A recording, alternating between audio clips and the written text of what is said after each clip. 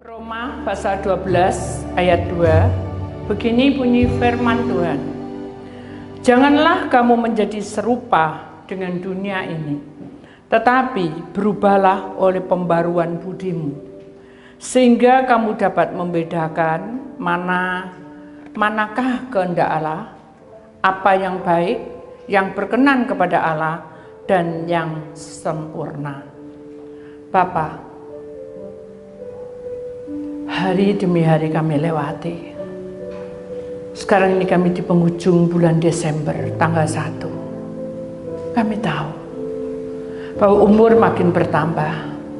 Kejadian demi kejadian akan menumpuk dalam perkara-perkara yang kami tidak mau. Tetapi itu harus kami lalui. Sekarang ini kami meletakkan harapan kami kepadamu Tuhan. Sehingga kami benar-benar memiliki transformasi hidup, supaya kami benar-benar ada perubahan hari demi hari untuk mencintai Engkau. Maka itu biarlah Roh Kudus tinggal diam, suasana surga turun memberkatinya, dan Engkau membuka tingkap-tingkap langitmu dan memberikan cahaya dalam hidup kami. Bicaralah Engkau dan bukalah hati kami, di dalam nama Tuhan Yesus. Yang percaya, mari kita sama-sama berkata, amin. Beri kemuliaan Tuhan, puji nama Tuhan. Shalom. Ya, silakan duduk kembali. Saudara, judul hari ini adalah transformasi hidup. Saudara, dalam kehidupan kita di dunia ini banyak hal yang kita tidak tahu, dan itu akan terjadi di tengah-tengah kita. Dan kita sadari bahwa arti dari transformasi hidup itu adalah suatu perubahan hidup, ya, perubahan yang meningkat saja, tapi bukan menurun, karena manusia di muka bumi ini harus diproses, ya. Semakin kita banyak diproses, maka kita akan maju di dalam Tuhan. Semakin kita berlahan-lahan untuk maju, untuk menjadi kuat itu tidak seperti sulap langsung seret gitu, tapi perlahan-lahan. Kenapa? Karena Tuhan ingin perkenanan itu bekerja di dalam hidup kita, melewati hikmat marifat dari surga. Amin. Kita lewati saudara, karena kalau hukumnya dunia, di dalam arti hukum dunia itu dalam roh, ya saudara, bukan di dalam kasat mata. Kalau hukum dunia dalam kasat mata, kita harus mengikuti aturan-aturan, ya. Karena itu adalah aturan yang harus kita lewati untuk demi kemakmuran di dunia ini. Kalau dalam dunia roh, saudara, kalau ikut kita masuk di dalam hidup, di dalam dunia ini, dunia tidak memberikan suatu hal yang yang memberi keselamatan bagi manusia. Dunia ini memberikan kita ini untuk sukses benar, untuk jadi benar. Tapi dalam perkara ini kurang lengkap kalau kita tidak memiliki kasih kuasa Allah atau perubahan dalam hidup kita sehari-hari. Kita ini perlu, saudara, perubahan dalam hidup kita, peningkatan dalam hidup kita. Kenapa? Karena kalau kita berjalan bersama Tuhan, kita tidak berjalan mundur atau menengok ke belakang. Kenapa? Kalau kita menengok ke belakang terus, kita akan menjadi serupa dalam dunia roh, dan serupa dengan dunia, dan hidupnya sia-sia, tidak bisa maju, dan tempatnya berputar-putar seperti bangsa Israel. Makanya kita menyadari, loh Bu, ya apa cara nih bisa membedakan kalau aku ini masuk di dalam transformasi hidup yang Tuhan sudah tentukan? Berubah, saudara. Kenapa? Karena pertama-tama hidup manusia tidak bisa sempurna. Saya dulu itu pemarah, ya, saudara. Karena saya adalah kakak nomor 1, itu hidup saya, ya. Jadi kalau saya bilang A, semua harus nurut A. Apalagi kalau masa ulangan, ya. Kalau masa ulangan tuh adik-adik saya itu paling, saya bilang tuh kereng dewe, ya, paling orang bilang tuh judes, ya, tapi saya lakukan itu demi kebaikan adik-adik saya. Jadi kalau ada ulangan tuh saya sudah siapin semua, saya semalam tuh 2 malam semalam tuh sudah tak kasih pertanyaan-pertanyaan. Jadi kenceng gitu. Jadi hasilnya kalau nilainya jelek, saya tetap marah. Tapi nilainya juga enggak 8, 9, saya tetap marah. Nah itu loh, jadi selama saya mengikut Tuhan dan setelah saya mengikut Tuhan atau sebelum mengikut Tuhan itu berbeda sekali. Kalau dulu sebelum mengikut Tuhan, semuanya itu diterapkan dengan keegoan kita. Karena saya kakak nomor 1, saya punya power untuk adik-adik saya. Tapi itu power salah. Jadi kita bukan masuk di dalam transformasi hidup, tetapi kita hidup di dalam perubahan tertekan, ya. Karena adik-adik saya semua tertekan, sampai tidur itu sampai menghafalkan karena perkalian nggak bisa. Dari situlah saya mengikut Tuhan, saya mencintai Tuhan, barulah saya bilang, Tuhan kok cek angeli Tuhan, kok susah ya ngatur adik-adik saya tuh gitu. Dibuka kronologinya, kronologi hidup saya, tapi saya nggak tahu kalau itu kronologi. Tak pikir itu, oh saya kebawa dari masa lalu saya. Dulu tuh saya paling susah untuk hafalan perkalian, susah sekali. Sampai mama itu nyiapin ada tempe, ada tahu. Ya. Kalau tempe itu keras sekali pukulannya, penjalin. Kalau tahu itu ya paling tidak kayak kalau orang Jawa bilang cidaran, penggaris yang panjang, kan ada tuh. Jadi kan itu rada empuk gitu ya, agak empuk. Jadi kalau saya salah dipukul tangan saya, kalau saya salah dipukul pantat saya.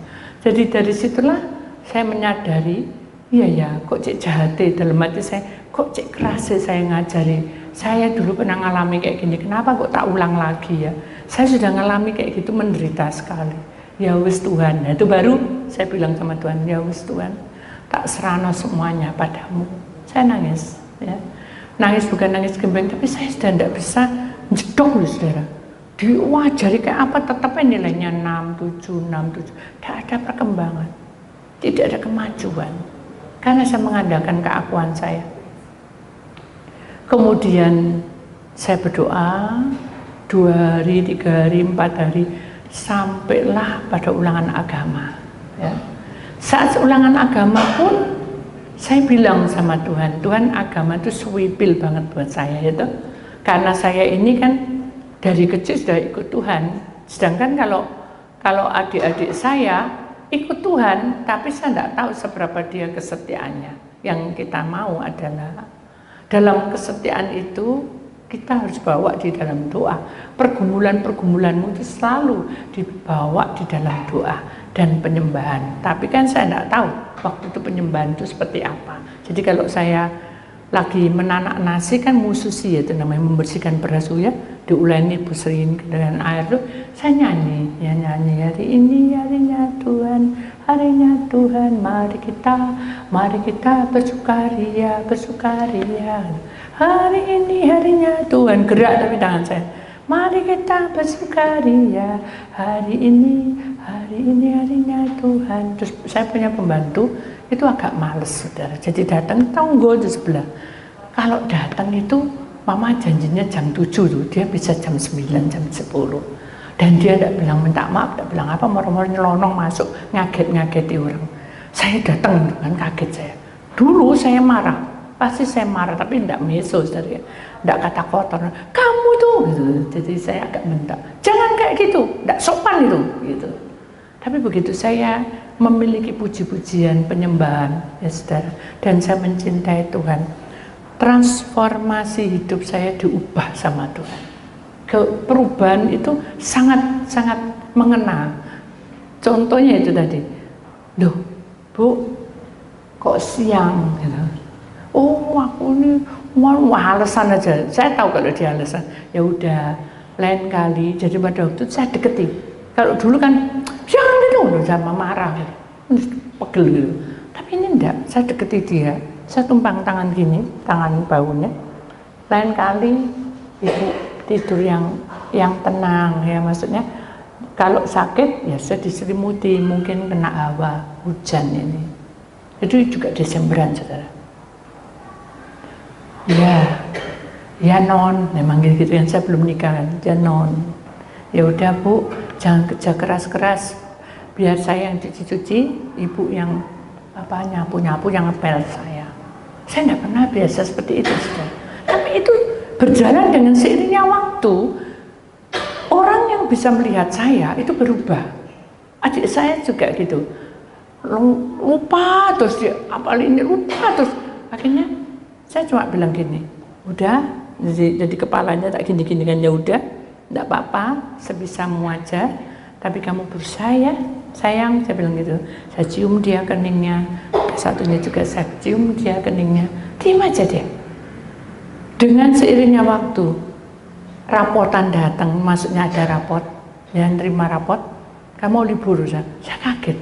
Nilainya bukan lagi 7. Kok aneh, ini sudah perubahan banyak sekali, 8, 9, 9. Akhirnya saya tanya, loh mana ulanganmu? Ada. Kenapa tidak ditunjukkan sama Cik D? Enggak, aku mau bikin kejutan. Dari situlah saya sadar, tak ingat-ingat malam adik saya tidur gitu ya. Saya bilang, Tuhan kau baik, terima kasih. Pada saat saya bilang terima kasih, Tuhan bilang apa? Aku tidak mau hanya sekali ini, kejadian ini. Aku mau selamanya. Terus ya apa caranya? Kan gitu. Saya bilang ya apa caranya? Bukan, wah ini gini. Dalam hati ini gerakan, ada satu gerakan, tumpangan tangannya. Tumpangan tangannya di keningnya. Tanganmu itu tumpang di keningnya. Loh, tapi dia tidak sakit tuh Tuhan. Tidak apa-apa, tumpang tangannya. Ayo saya deketi, saya tumpang tangan. Doa supaya hikmat kepandian itu menyertai adikmu. Saya panggil supaya hikmat marifat melindungi adik saya, Ogeng. Satunya Ling-Ling, satunya lagi. Jadi semua ditumpang tangan. Ternyata hasilnya luar biasa. Bukan karena doa itu jadi baik, maksudnya jadi nilainya naik semua. Ya ada pergumulan, juga ada kecurangan di dalam kelas. Seperti dibully gitu. Dia datang sampai nangis-nangis suatu hari. Ini nilai aku bagus, itu adik saya Ling-Ling. Tapi dia nyalain aku, bilang sama guruku kalau aku ini nyontek. Terus saya bilang, kamu nyontek? Enggak, kan aku hafal sendiri. Ya enggak apa-apa, doa aja biar Tuhan buka jalan. Tapi aku enggak mau sekolah lagi, nah kan bingung saya. Hanya saya kalau dulu saya pasti marah, enggak boleh, harus masuk lalu. Beda. Jadi dari kehidupan kita sebagai anak Tuhan, kita ini dibentuk, diproses dengan kejadian yang kita alami. Dari situlah saya mulai saya pangku. Sampai saya pangku, dia itu tulang ekornya sangat tajam, jadi geli saya. Terus tak turun tuh nanti ya apa? Jadi tak paksain sampai geli-geli, tak paksain, tak peluk dia. Ya. Akhirnya dia terasa sendiri. Jangan mangku saya, katanya. Jangan mangku aku, katanya. Kenapa? Ya kan, digeli kan. Ini kan memang lincip, jadi tulang ekornya itu sangat tajam, jadi kalau kena di paha itu jadi geli. Dari situlah Tuhan itu baik, jadi saling mendukung gitu. Sepertinya kita tidak meminta sesuatu yang apa gitu, tapi dalam keluarga itu ada saling mendukung, sehingga saya merasa ada sesuatu yang membuat saya bahagia. Nah itulah yang Tuhan mau. Jadi ayat emasnya adalah Roma 12 ayat 2. Janganlah kamu menjadi serupa dengan dunia. Kalau orang dunia, kalau kita bicara dalam roh, dunia itu kan tidak ada keselamatan. Yang ada adalah egonya keluar semua. Kehidupan yang tidak ada tidak ada pegangan dengan kuasa Allah, maka orang itu akan kacau. Kenapa? Hidupnya pasti iblis akan ikut dalam perjuangan itu. Makanya Tuhan berkata, janganlah kamu menjadi serupa dengan dunia. Bahkan di sini katakan, tetapi berubahlah oleh pembaruan budimu. Jadi berubahlah hidup kita yang tadinya suka murung, yang tadinya suka ngomel, lagi suka ngedumbel, yang tadinya suka kecewaan. Nah, itu harus dibuang. Walaupun dalam proses hidup kita banyak kegagalan dan kegagalan. Apakah saya tidak ngalami? Banyak, saya ngalami. Jadi kegagalan itu bukan sesuatu yang membuat kutukan atau karma atau sesuatu yang Tuhan tidak sayang kita. Justru dengan kegagalan itu kita bangkit. Dengan Dengan ketidakmampuan itu kita bangkit. Kalau saya merasa bahwa itu tidak saya alami dengan kasih Allah, mungkin saya sudah tidak menjadi hamba Tuhan. Karena dari awalnya kan sudah dicemo-cemo, saudara. Mana ada Tuhan Yesus naik keran itu terus cengyang-nyang. Tapi kan saya harus menerangkan pada si ini, anak ini. Mana ada orang bisa menyanyi dengan fales-fales. Tidak, no. Tapi saya tetap aja menyembah. Kalau enggak, saya enggak akan bisa maju seperti ini. Maksudnya, saya enggak akan bisa berani untuk berdiri di sini. Jadi, bertahap demi bertahap, Tuhan memberikan saya pembaruan. Sehingga saya bisa berjalan seperti Tuhan mau. Walaupun mungkin saya menyakiti hati saudara. Karena tidak menepati waktu, karena juga kita berjanjian juga tidak tepat. Banyak hal yang kita lemah, saudara. Dan saya pun masih banyak kekurangan. Jadi, mari kita imani bahwa sehingga kamu dapat membedakan manakah kehendak Allah. Apa yang baik, yang berkenan kepada Allah, dan yang sempurna. Jadi kalau kejadian itu saudara kita jalani, ya saudara, dengan hati yang lapang. Ketika pembantu itu tadi saudara, dengan saya lakukan itu, dia bilang sama adik saya, sekarang itu kakakmu beda, katanya gitu. Dia cerita itu adik saya, aku itu melihat dia tuh suka nyanyi dan berdoa. Kok tahu? Iya, karena jendelanya dia dengan pintu kamar dia hanya satu pintu kamar. Jadi jendela yang lebar itu selalu saya berdoa di situ. Di sini ada kaca. Jadi seringkali kalau saya punya masalah, saudara, saya lihat kaca itu dan saya ngaca diri saya. Tuhan, saya ini tidak sempurna. Saya tahu bahwa banyak sekali kesalahan-kesalahan yang saya lakukan. Tapi tolong Tuhan ajari saya untuk setia kepadamu. Jadi saya ngomong-ngomong gitu dengan di kaca itu saya menunjukkan memang saya lemah gitu. Saya tidak mampu, saya ini penakut. Semuanya tak serahkan sama Tuhan. Nah, dari situlah ibu ini ngelihat saya, ya bercakap-cakap sendiri, tapi kan manggil Tuhan, bukan ilmu. Dari situlah dia bilang, aku juga mau aku mau berdoa biar tenang kayak kakakmu. Aku ini ada rasa takut, beda. Kalau dia ada rasa ketakutan, takut mati. Tapi kalau saya itu emosi tingkat tinggi.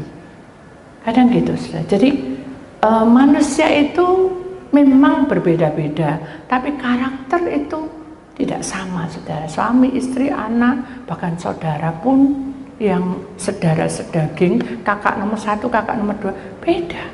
Satunya sabar, satunya ngomelan, satunya gedumbel, satunya angkuh, gitu kan, berbeda-beda. Kelemahan-kelemahan itu pasti ada, tetapi Tuhan berkata, jangan kamu menjadi serupa dengan dunia. Kamu sudah punya kelemahan di situ, kamu mesti harus perangi itu, bukan wah gitu enggak, atau diusir enggak, tapi perangi itu dengan hati yang betul-betul terbuka dan menyerahkan pada Tuhan. Itulah baru ada jalan keluarnya. Ada satu kesaksian, tadi saya izin dengan orangnya. Dia ini sangat setia, ya, doa satu keluarga, walaupun saya enggak terlalu dekat dengan anak-anaknya, tapi suami istri dekat sekali. Setiap kali berdoa, ada rasa takut pun, cemas pun pasti ada, tapi selalu Tuhan tuntun yang kuat, yang sabar, dia tersenyum. Selalu dia doa, bawa air, bawa minyak urapan. Saya bilang, kalau kamu melakukan firman yang Tuhan berikan kepadamu, pasti ada satu kuasa yang berjalan. Nah, dia terngiang-ngiang itu. Ya, khotbahnya itu akhirnya dia lakukan dengan suaminya. Tadinya dia nyanyi-nyanyi sendiri, jadi dia enggak nyanyi, enggak, nyanyi sendiri. Terus suaminya bilang, lapo kamu nyanyi, persis kayak suami saya, lapo kamu nyanyi. Dia enggak apa-apa, aku hanya pengen nyanyi. Dengan nyanyi itu, saudara, seiringnya waktu, 1 hari, 2 hari, entah berapa hari, suaminya mau diajak, mau tak kamu nyanyi, timbang kamu dengar notok. Ya wis, nah ini mungkin kasih bukunya, kata-katanya. Cuma sih dapana oleh Kalau kamu sungguh-sungguh mencintai Tuhan dan menyayangi sungguh-sungguh, urapan Allah itu bekerja sehingga menyentuh siapapun yang menyanyikan lagu itu. Walaupun suaranya mungkin tidak semerdu seperti penyanyi atau artis nyanyi, Tuhan lihat isi hatimu. Begitu sungguh-sungguh, makanya tersentuhlah hati suaminya. Suatu hari dia bilang, ayo nyanyi. Jadi tiap hari ada seminggu nyanyi, seminggu tuh. Jadi suaminya sudah mulai mau, yang ngajak malah dia, ayo nyanyi katanya. Seminggu, ya semingguan lah, entah lebih entah enggak, seminggu lah. Tiba-tiba di dalam rumah itu ada ular. Ular sungguh sudah bukan pelaro. Dia kaget. Akhirnya dia teriak-teriak kan, panggil pembantunya, ular. Pembantunya datang, dia cari kemana-mana. Karena ular itu tiba-tiba nongol gitu aja, dipikir tikus, tapi kok ada ekornya. Jadi dia teriak-teriak, ular. Akhirnya mereka datang semua, dicari dengan suami, tidak ada. Itu hari pertama. Wah, dia bingung, ketakutan. Besoknya lagi, cari lagi tidak ada, semua dibersihin, tidak ada. Pokoknya di kolong-kolong semua tidak ada. Hari yang kedua, waktu dia mau keluar, jalanlah ular tuh, yang ditemui malah dia. Jadi dia teriak, dia naik tempat tinggi, dia teriak, ular. Semua datang, liatin semua. Anaknya dimasukkan ke mobil mungkinnya, pokoknya diamankan. Kita yang besar-besar nyari, tidak ada, kayak musnah, hilang gitu aja. Terus dia kepikiran, apa ini karena memuji-muji Tuhan jadi setannya takut. Nah, benar sih lama. Tuh mana? Jangan mendahului ya, mari kita doa. Jadi saya bilang sama orang, mari kita berdoa. Kenapa ular itu masuk? Buka loh bisa kronologinya. Ternyata tidak jauh dari rumah itu ada got, tahu got ya? Dan itu saya juga tidak tahu got itu kan di seberangnya, jadi bukan dari daerah dia. Itu got karena banjir, jadi ular itu umpama manusia tuh gak mau diutak-utak, jadi dia tuh diem di situ. Jadi dia tidak ganggu manusia, tidak apa-apa, pokoknya dia tidak kemana-mana. Dia buat lubang di rumah kosong itu, dan dia tinggal di situ dari segini sampai segini. Jadi kalau dia diganggu pasti dia gitu kan gitu, pasti ya gigit tuh. Hanya benar, dia keluar karena banjir, dia keluar. Yang paling dekat itu di rumahnya orang ini. Jadi dia masuklah di garasi dan tahu sembunyinya di mana, di ban yang kering. Jadi ular itu tidak suka jemek-jemek basah-basah.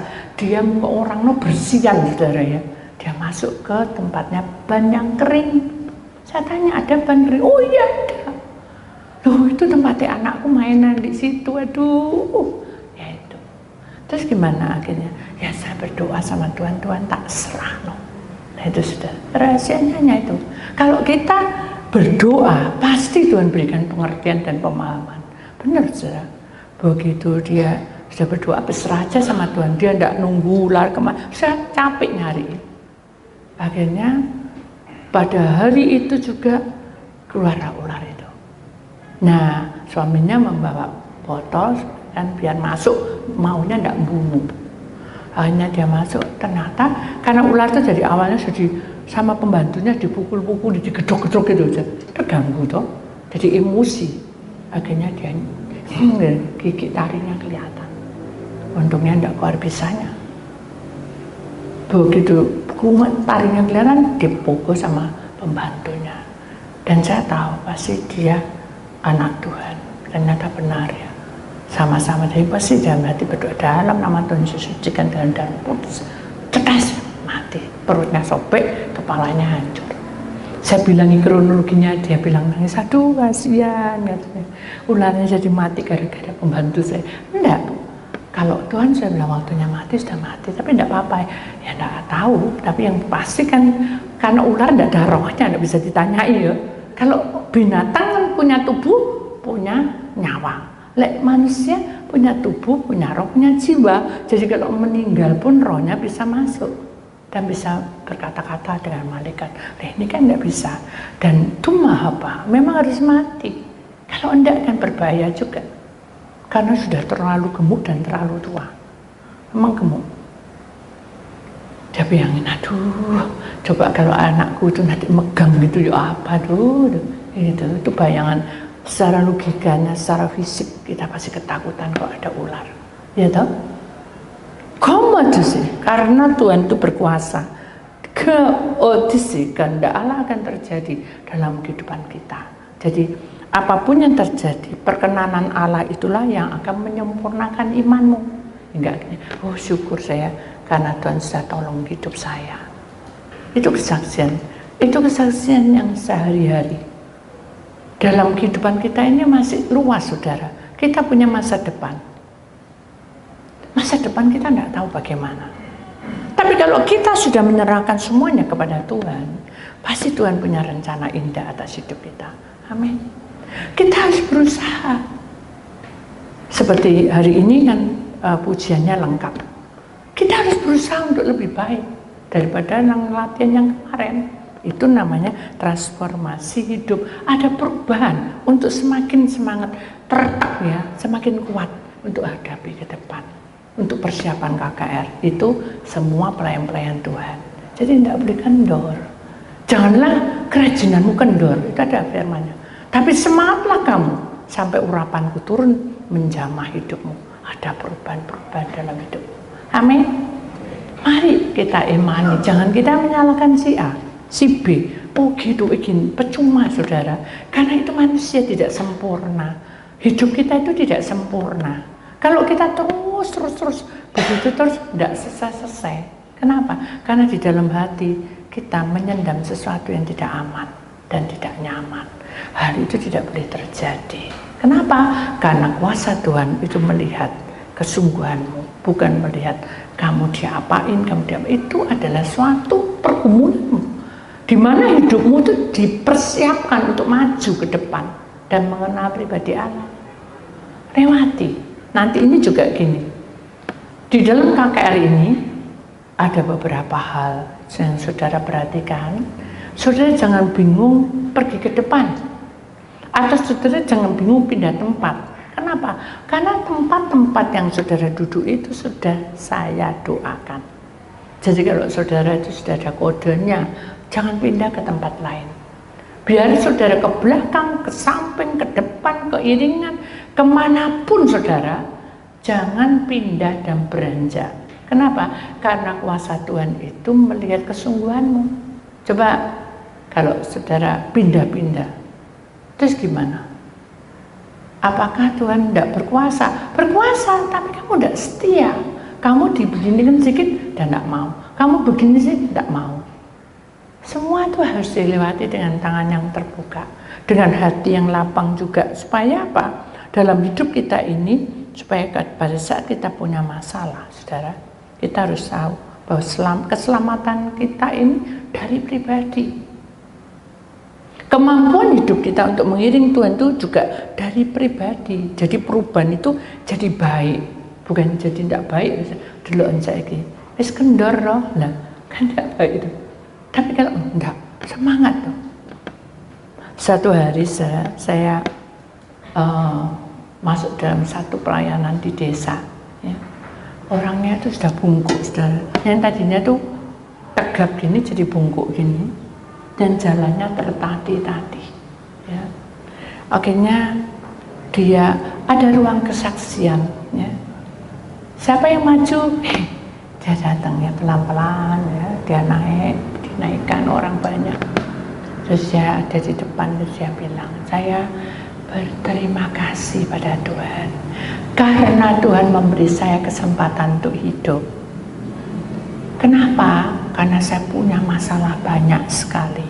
Apa masalahnya? Anak-anak saya belum diselamatkan. Dia nangis. Cucu-cucu saya juga belum diselamatkan. Dia nangis. Bagaimana saya menjangkau karena dia ada di luar negeri? Dia nangis. Nah, benar sih ya. Allah itu melihat hati kita.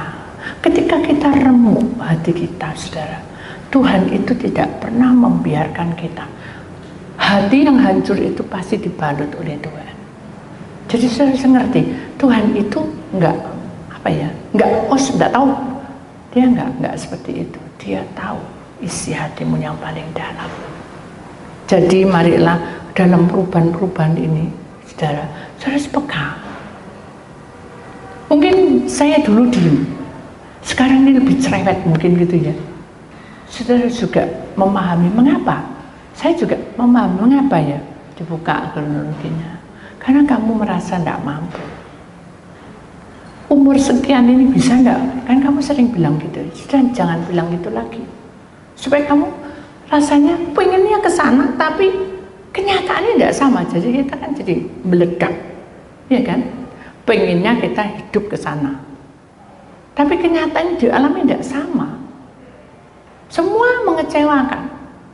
Dalam arti itu gak ada titik temu gitu. Ini itu kan jadi pusing sendiri tuh, saudara. Nah, makanya kamu tidak boleh seperti itu. Ngomong, bicaramu tuh. Jangan bilang nggak mampu. Serah semua sama Tuhan. Gitu. Oh ya, wis tak serano.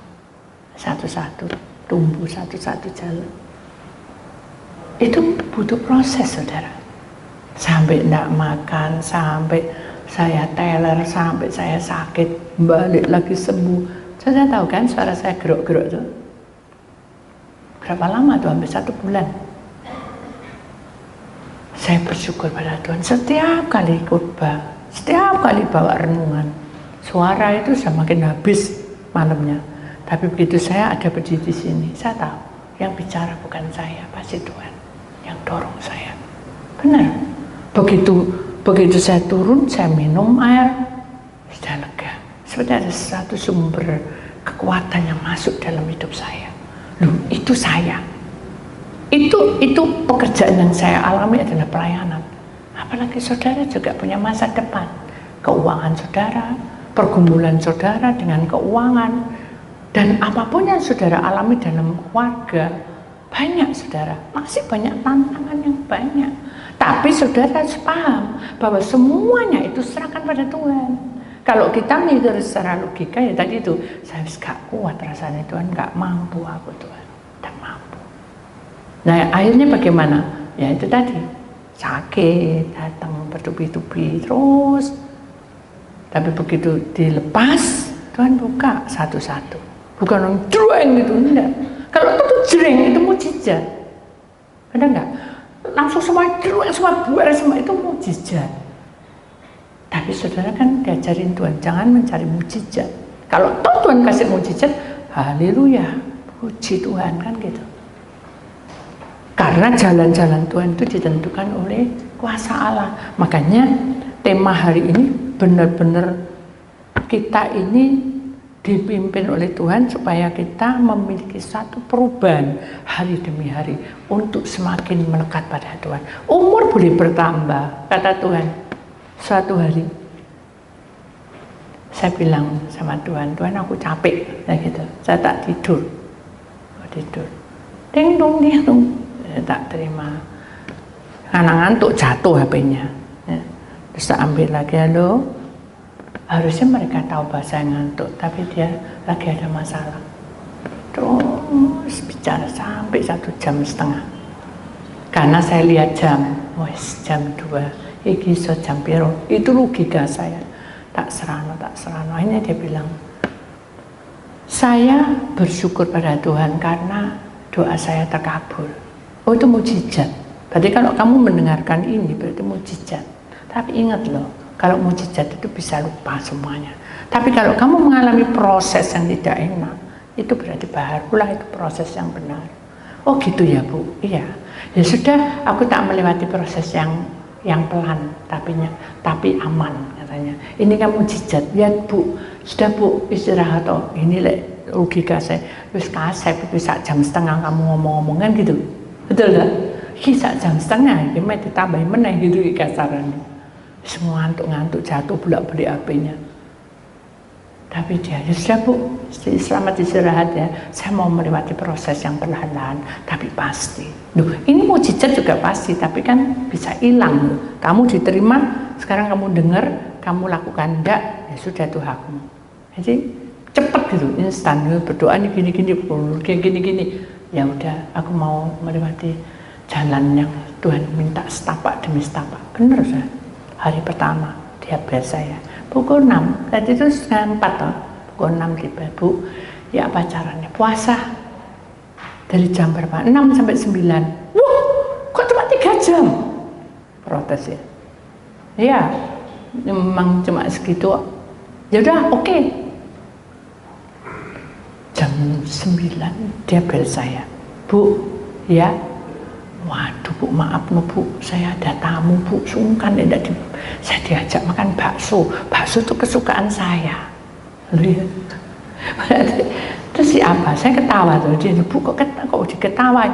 Loh kan kamu minta perlahan-lahan, Tuhan izinkan ya, enggak apa-apa kamu masuk perlahan-lahan, tapi iblis kan enggak mau. Kamu suka bakso ya dimingi-mingi bakso. Ya wis Bu, puasa kapan lagi? Ya kan, kamu mau bareng ambil Bu Titik ya jam 3 sampai jam 6. Oke, itu gampang. Ya gitu saya. Gampang loh. Ya, oke, gampang. Jam 3 sampai jam 6. Dia ngebahas saya. Wah. Bu, maaf ya Bu, saya ketiduran. Terus gimana? Saya mikir, iki duduk puasa ini. Iki kamu tuh tidur dari jam berapa? Saya tidur dari jam 2. Lah, gak puasa itu. Jangan puasa kamu. Gak perlu puasa makan oke. Kenapa Bu? Itu bukan melewati proses, tapi itu karepmu dewek. Ya enggak Bu, sungguhan saya enggak mau Bu. Nanti ada bakso tak tenggingi, keluar bakso. Maksudnya apa? Bakso enggak ada salah. Memang bakso untuk makan, keluar no bakso, pergi jauh-jauh dari aku loh. Ya percuma, itu salah. Kemajuan yang kamu terima itu salah. Kamu atur sendiri. Iya Bu, terus siapa harus? Ya udah apa-apa, biarin aja. Bakso dilewati, bilang mau bakso. Oh sorry ya, aku enggak. Aku puasa kan enggak apa-apa. Kalau kamu, katanya enggak boleh bilang boleh puasa. Ya udah, kamu bilang aja. Enggak, wes aku kenyang kan gitu. Iya. Ya wes, ibu ini pintar ngomong dulu. Saya enggak pintar ngomong. Karena itu Tuhan yang jaga kasih pengertian. Bukan, gini ngajari bohong, enggak. Itu hakmu ngomong. Bilang sama Tuhan, nanti kalau temanku nanti ngajak atau saudaraku ngajak, aku kan sungkan. Ya apa cara itu? Buka caranya. Oh gitu ya? Iya, sungguh aja. Dia doa seperti itu. Beneran temennya tuh ngebel. Ayo keluar. Kemana? Ayolah keluar. Ini ada bakso baru buka. Oh enak. Kamu bayangin ya. Kita tuh beli 1 mangkok, gratis 1 mangkok. Jadi kamu bisa beli 2. Aku beli 1 tidak berdua, bayang no. Ya. 1 mangkok isinya berapa? Loh, kok isinya lampu? Tanya dulu. Duh, banyak 10. Hah 10? Gitu deh. 10. Bayang 20 bakso melayang. Terus mulai kapan? Hari ini terakhir. Duh, terakhir hari ini. Itu salah. Hidup tidak berkembang, tapi hidup makin menurun karena imanmu dijual dengan bakso. Nah gitu. Hanya dia bilang, ya apa ya? Enggak, aku ingat sama Bu Titik. Enggak boleh, jangan ingat sama Bu Titik. Ingat toh firman Tuhan. Dan kamu puasa, kamu harus bertahan. Bukan karena Bu Titiknya. Iya ya, lah. Dia tadi ngomong gitu, saksi sama saya. Bu Titik, tidak boleh bilang Bu Titik. Saya tegaskan supaya dia tidak memperhalakan manusia. Ya, maaf Bu, maaf. Lolos enggak tadi? Lolos Bu. Ya, baguslah. Sudah doa? Enggak. Terus, langsung makan. Loh, terus ya apa? Gak doa. Loh, puasamu untuk apa? Iya. Loh, kamu mau masuk ke surga harus ada kunci keselamatan. Kamu terus cinta Tuhan Senin, Selasa, Rabu, Kamis, Jumat, Sabtu, Minggu. Tapi kamu tidak punya kunci keselamatan. Terus dari mana? Iya ya. Doa harus ada kuncinya. Doa, puasa, doa, bersyukur. Ya wis salah ya ini ya. Ya sudah, besok tidak tak ulang lagi. Ya Saya tidak bilang jam 3, jam 6 ya, tak diem noy. Jam 3, jam 6 dia ngebahas saya. Jam 6 lagi kita masuk dunia roh. Wah, beli terus. Aduh, saya tidak bisa masuk dunia roh nih Tuhan, tolong Tuhan, beri kuasamu. Saya berhenti. Hanya kita masuk dunia roh, terus dia telepon saya lagi. Ada apa? Bu, saya berhasil sukses. Apanya? Puasa? Enggak, belum sukses. Itu baru awal mulanya. Masa Bu? Iya kan kamu baru puasa.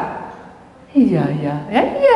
Doa aja seperti anak kecil. Masa anak kecil baru mau jalan langsung bisa jalan besoknya? Kan enggak mungkin. Pelan-pelan. Iya. Ya udah Bu. Dah doa. Kita nyanyi. Dah. Minta Tuhan pimpin. Ini hati saya, Rohmu tolong pimpin sampai penghabisan. Amin Bu, sudah selesai jam 6 buka. Itu sudah. Loh, kamu puasa elingnya buka. Nah, kamu udah bilang terima kasih sama Tuhan. Kabar kamu puasa. Iya, dibuka kronologinya. Hebat, Tuhanku ajaib. Hanya dia nyanyi-nyanyi. Dia pintar nyanyi. Nyanyi, Tuhanku ajaib. Nyanyi gitu, hafal. Saya enggak hafal, tapi dia hafal. Puji Tuhan. Satu lagu, kalau dia sungguh-sungguh menyembah, anugerah Allah Tuhan. Hingga akhirnya besok dia puasa. Tidak terasa, 40 hari dia puasa. Sekarang sudah berubah. Orang puasa bukan berubah, tapi orang puasa perlahan-lahan diajari kita untuk rendah hati. Dulu dia tidak pernah berdoa. Sekarang mau ada apa-apa, Tuhan saya mau pakai kaos kaki, boleh enggak? Boleh. Tuhan aku mau gunting kuku, boleh enggak? Boleh. Semua yang kamu lakukan, kamu tanya Tuhan, boleh. Baguslah, yes katanya. Dengan seiringnya waktu 40 hari berjalan, dia bilang gini, dia kesaksi. Kan ada ruang kesaksian saudara di tempat saya waktu itu. Saya itu dulu enggak ngerti loh, Tuhan tuh datang kayak apa, diri kayak apa. Begitu saya sudah mulai masuki bertahap demi bertahap, Tuhan itu membuka perlahan-lahan, dicelipkan mata rohani saya. Ternyata ikut Tuhan itu menyenangkan. Dia bilang gitu. Saya tahu bahwa Tuhan banyak sekali menolong saya. Walaupun masa depan saya ini belum terbuka, tapi saya yakin Tuhan memimpin saya. Saya harus memiliki kasih setia Tuhan untuk selama-lamanya. Saya bisa bersaksi seperti itu. Saya dalam hati, oh puji Tuhan. Bukan saya bangga, tapi saya bilang puji Tuhan. Karena orang ini sudah diubah oleh Tuhan. Janji Tuhan di tengah-tengah kita, saudara. Kalau kita ini selalu punya masalah, kita kalau tidak minta pimpinan Tuhan dari mana? Ya, minta kirim Roh Kudus, kirim malaikat untuk menyertai. Suatu hari, saudara, saya ini ada di satu tempat, ya, tempatnya ramai, tapi banyak roh kejahatan. Ketika saya masuk di ruangan itu, saudara, saya sudah tidak enak, cuci tangan itu sudah tidak enak. Saya bilang, Tuhan, tolong lindungi saya dengan Roh Kudus-Mu. Gak terima, saudara. Saya Roh Kudus di dalam hati ini, iblis itu ada di sana, ada di sana, ada di atas. Saya bilang, Tuhan, kirim malaikat, jagai hamba-Mu. Begitu kami mendomasi, begitu saya melihat malaikat ada di kiri kanan saya, melindunginya, setan saudara hilang, plus. Saya cuci tangan dengan tenang. Tadinya saya bingung, dengan kuasa Tuhan, saya harus bagaimana? Tuhan tidak suruh usir soalnya. Tapi saya harus punya iman. Kalau saya tidak punya iman dan saya tidak berkomunikasi dengan Tuhan, bagaimana saya bisa diserang kayak gitu? Kiri, kanan, atas, bawah. Bawah ini juga ada. Jadi saya cuci tangan dulu, sudah besar ini tuh, sampai melet gitu. Jadi kayak keluar darah gitu. Di atas tuh kayak gitu, kayak ada keluar kayak orang gantung gitu, saya. Kepala yang di atas, kaki yang kepala yang di bawah, kaki yang di atas. Saya bayangin Yudas kayak gini. Saya sebelah kiri kanan itu rambutnya panjang, ngeri saudara kalau kita bayangin dengan secara logika. Tapi Tuhan itu baik. Amin. Berarti nyanyian ini benar-benar ada. Ini nyanyian. Kirimkan aku Tuhan, malaikat penghibur hati, agar tentram jiwaku ini, untuk jalani hidupku. Sambung lagi. Jadikan aku Tuhan seperti yang Kau mau, bimbing setiap langkahku di jalan yang benar. Ini pujian bagus, saudara. Ini membawa saya pada memori yang lama, bagaimana Tuhan bekerja di atas saya. Tuhan itu memberikan jalan kepada kita itu bukan hanya sementara, seumur hidup. Selama kita punya Tuhan di atasnya, Tuhan akan mengirim malaikatnya. Dia akan bekerja di tengah-tengah kita. Dia akan menguatkan kita. Amin. Kita akan sudahi firman Tuhan, saudara. Itulah firman Tuhan. Jadi mari kita memiliki apa, saudara? Transformasi hidup. Karena di dalam Amsal pasal 13 ayat 4, saya akan bacakan. Hati si pemalas penuh keinginan, tetapi sia-sia, sedangkan hati orang rajin diberi kelimpahan. Jadi kalau saudara itu rajin dan mengenal pribadi Allah, tidak jenuh-jenuhnya, pasti ada kelimpahan yang datang pada saudara. Amsal pasal 13 ayat 9. Terang orang benar percaya, gemilang, cahayanya gemilang, sedangkan pelita orang fasik padam. Jadi kita tidak boleh seperti orang fasik, cuma kenal Tuhan di tempat ibadah, pulang sumpek lagi. Nah itu fasik. Kita tidak boleh, kita harus punya sinar dari 5 anak darah yang pandai. Amin. Kita punya persediaan minyak, kita punya minyak itu tetap menyala apinya karena ada minyak dari Roh Allah. Amsal 13 ayat 12. Harapan yang tertunda, silakan maju, silakan maju. Harapan yang tertunda, Amsal 13 ayat 12. Harapan yang tertunda menyedihkan hati, tetapi keinginan yang terpenuhi adalah pohon kehidupan. Jadi kalau kita punya harapan, ya, memang kita akan sedih saat ditunda. Oh kok gak selesai-selesai ya. Tetapi keinginan yang terpenuhi adalah pohon kehidupan. Jadi kalau kita tetap setia, keinginan itu pasti terpenuhi kalau sudah waktunya. Bukan lagi penuh, ter itu di atas segala-galanya. Tidak ada seorang pun yang bisa memberikan hanya Allah yang memberikan terbaik, termulia, terindah, dan tercukupi. Kata itu bukan dari kita, tapi Allah di atasnya. Itu Allah yang memberikan terbaik. Saudara, amin. Itulah firman Tuhan. Sampai di sini, ingatlah bahwa Roma 12 ayat 2 mengingatkan kita jalan-jalan Tuhan di tengah-tengah kita. Amin.